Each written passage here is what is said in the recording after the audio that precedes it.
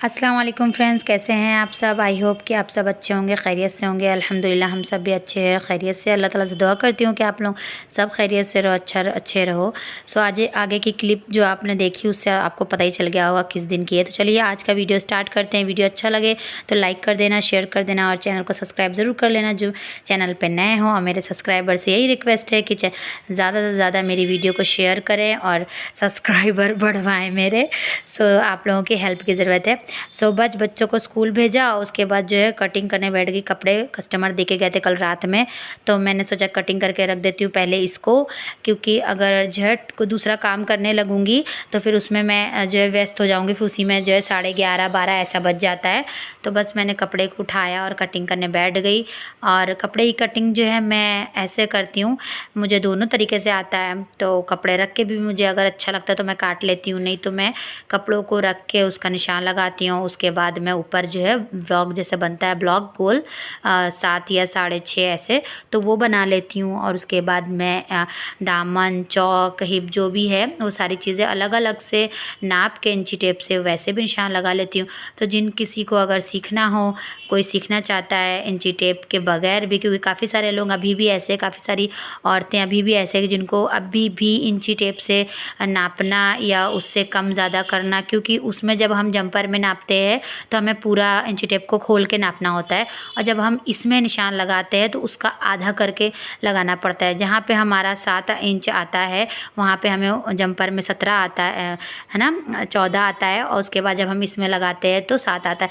तो इस तरीके से काफ़ी सारे लोगों को अभी भी कन्फ्यूज़न होती। काफ़ी सारी ऐसी औरतें हैं जिनको इंची टेप से नहीं समझ में आता, तो मुझे कमेंट करिएगा, तो मैं उसी तरह व्लॉग बना के आपको ज़रूर भेजने की कोशिश करूँगी कि जंपर रख के भी आप एकदम आसानी से कपड़ा काट सकते हो। जंपर हटा के फिर इंची टेप से भी अगर आप चाहो तो आप निशान लगा सकते हो, क्योंकि बहुत सारे लोगों के दिमाग में अभी भी ये सारी चीज़ें होती हैं कि कपड़े रख के कटिंग अच्छी नहीं होती। तो ऐसा कुछ नहीं है, कपड़े रख के भी कटिंग होती है। और पहले तो कपड़े रख के ही काटे जाते थे, वो कोई भी कपड़ा हो, वो तकिए का कवर हो या कोई आस्तीन या जंपर या सूट, कुछ भी कोई काटता था तो कपड़े के ऊपर कपड़ा रख के ही काटता था। और इंची टेप तो बाद में यूज़ करना स्टार्ट हुआ है ना। तो इसके लिए दोनों चीज़ अपने अपने मुताबिक है, जिसको जो चीज़ चलाने में आसानी हो, जिसको जो चीज़ जो है समझ में आए। तो मैं इसलिए आप लोगों को बता रही हूँ कि अगर आप लोगों को सीखना हो तो आप लोग मुझे कमेंट ज़रूर कर सकते हो, तो मैं आपको उस तरह सिखा दूँगी। तो बस मैंने जो है पहले वही किया। देखिए आपको दामन के पास 2 निशान, चौक के पास 2 निशान दिख रहा होगा, एकदम ज़रा सा नाखून जितना हमारा बढ़ता है ना, एकदम ज़रा सा फ़र्क था आगे पीछे होने में कपड़े के बगैर और कपड़ा रख के। सो बस मैंने जो है ऐसा जंपर काटा, और उसके बाद आगे का पल्ला पीछे के पल्ले के ऊपर रख के मैंने वो वाले पल्ले पीस को भी काट दिया। उसके बाद मैंने आस्तीन का कपड़ा बिछाया, और आस्तीन के कपड़े में थोड़ा सा कपड़ा आगे से कम था, पर मुझे आगे की जो गुलाई होती है वो जितने चाहिए थी उतना मेरे जो बड़ा वाला कपड़ा है उसमें आ गया था। तो इसलिए मैंने पीछे की जो ये वाली पीस है यहाँ पे से मैंने नहीं स्टार्ट करी, क्योंकि वो फिर मुझे वो बहुत एक्स्ट्रा हो जाती, वो मुझे कटिंग करके निकालना पड़ता। या फिर अगर मैं सिलाई में अंदर कर भी देती तो वो थोड़ा सा बहुत ज़्यादा कपड़ा दिखता तो वो ख़राब लगता। तो मैं आपको इशारे से बता रही हूँ कि ये इतना जो है दब जाएगा, और जो मैंने ये कली जैसा काटा है ये किनारे लग जाएगा। और आगे भी जो है ये जो यहाँ का मुड्ढा जो छटता है वो मैं जब कपड़ा सिलने बैठूँगी तो उसे छाट लूँगी। अब मेरा जंपर का कपड़ा तो कट गया था और आस्तीन भी, तो मैंने प्लाज़ो बिछाया। तो प्लाज़ो में मैंने देखा कि यहाँ नीचे भी सिलाई नहीं थी, ये देखिए, और यहाँ साइड में भी सिलाई नहीं थी। तो मुझे इसी तरह बनाना है, और इसमें तो लास्टिक लगी हुई है, तो जो मैं सिल रही हूँ उसमें मुझे लास्टिक नहीं लगाना है। तो बस मैंने ये इस तरह रखा। और काफ़ी सारे लोग ऐसे पहनते हैं, पहनने में आसानी होती है। जिन लोगों को जो पैंट वाला प्लाज़ो फिट होता है वो प्रॉब्लम देता है। और एक चीज़ और, ये देखिए, ये मैं आप लोगों को नाप के दिखाती हूँ। जिन लोगों को प्रॉब्लम होती है कि जब इसमें लास्टिक लगा है तो हमें ऊपर हिप कितना रखना चाहिए, तो अगर आपके पास नाप है तो ये देखिए आप इस तरह रुमाली के नोक पे से नाप ले सकते हो। 13 है और मैं 14 रखूँगी, 1 इंच एक्स्ट्रा। और अगर आप लोगों को ये चीज़ मतलब समझ में नहीं आ रही हो तो ये भी आप पूछ सकते हैं। तो पहले मैं भी हर एक चीज़ में बहुत ज़्यादा कंफ्यूज होती थी, कैसे करूँ, पर अब जब आप करोगे ना करते करते देखते देखते सब आ जाता है। तो मैं ना ये गलती नहीं करती हूँ कि मैं एक जो निशान लगा लूँ, कपड़ा हटा लूँ, फिर मैं मार्जिन लगाऊँ। मैं मार्जिन का जो निशान होता है वो साथ साथ में लगा के चलती हूँ, क्योंकि कभी कभी ऐसा होता है कई बार कि हम मार्जिन का निशान लगाना भूल जाते हैं और हमें कपड़ा कट कर देते हैं हम कपड़ा। तो हमें मार्जिन का जो निशान होता है वो मैं लगाती जाती हूँ। और जो यहाँ की मैं गुलाई दे रही हूँ, तो ये ज़रूरी नहीं है कि आप अगर ये शेप दे रहे हो तो आप रुमाली ना लगाओ। मैं अगर रुमाली भी लगाती हूँ तो भी शेप दे देती हूँ, तो उससे रुमाली की फिनिशिंग भी अच्छी आती है और पैंट वाला लुक भी अच्छा आता है। तो यहाँ पे जो मैं एक्स्ट्रा 3 इंच ले रही हूँ, तो यहाँ मुझे नेफ़ा बनाना है, बेल्ट नहीं लगाना है। तो मैं यहाँ पे नेफ़ा मोड़ूंगी और ये आपको मैं दिखा रही हूँ कि यहाँ से यहाँ पे मैं कटिंग करके निकाल दूँगी। और जो ये पीस है ना, तो इसमें आप ध्यान से देखेंगे कि मैंने कैसे ये चीज़ मैंने तिरछा नहीं करी है, जैसे हम शलवार में करते हैं वैसे मैंने नहीं करा, एकदम सीधा रखा है। और उसके बाद मैंने यहाँ पे से ये कपड़ा, ये कैंची को तिरछा किया है। इस तरीके से अगर आप काटते हो तो नीचे वाला भाग जब हम फोल्ड करते हैं ना, तो बहुत ही आसानी से फ़ोल्ड हो जाता है और बहुत ज़्यादा कपड़ा नहीं निकलता है।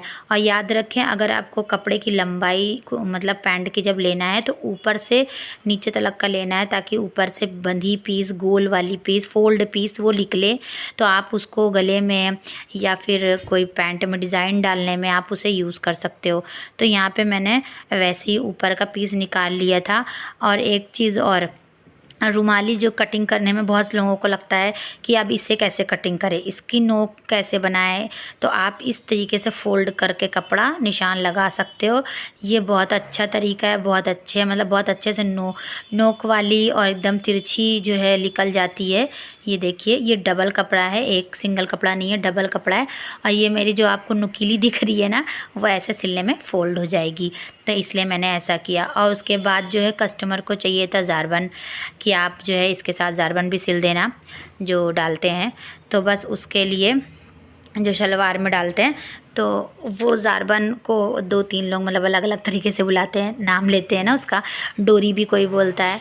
और तो यहाँ पे मैंने क्या किया, ये देखिए, मैंने 4-5 फ़ोल्ड कपड़े को किया और इस तरह पट्टी फ़ोल्ड करके, इस तरीके से उन लोगों को पट्टी काटने में आसानी रहती है जिनको एकदम सीधी पट्टी निकालनी नहीं आती है।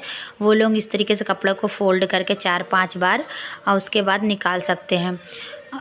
और फिर एक चीज़ और बता दूं कि कपड़ा जो आपका ये जो मैंने आस्तीन काटा है, तो वो थोड़ी सी आगे से कम है, छोटी है, तो उसमें मैं इस तरीके से पट्टी लगाऊंगी चौड़ी। तो ये यहाँ पे मैं ये कपड़े को अच्छे से रख रही हूँ, ये इस तरीके से मैं कटिंग कर करके पीसेस निकालूंगी।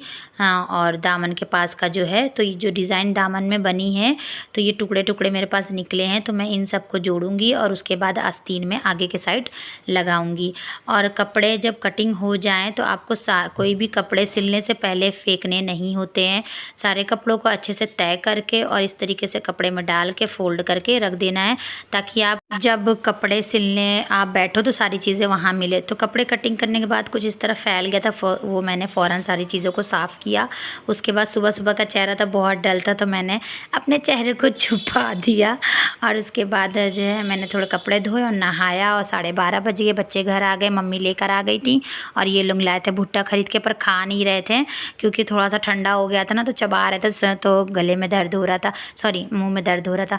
तो उसके बाद फिर मैं नीचे उतरी, मम्मी ने पिसवाया था थोड़ा सा वो मेहंदी सर में लगाने के लिए, तो वो यहाँ पे अभी डोंगे में रखी हुई है, तो अभी उनके सर में वो लगाना है। फ़िलहाल मुझे भूख लगी थी और बच्चे घर आ गए, तो उनका यूनिफॉर्म वगैरह बदलना था, तो मैं फटाफट नीचे उतरी क्योंकि मैंने कपड़े धोए, नहाए, कपड़े कटिंग करी, ऊपर का काम किया, तो मैं थक गई थी।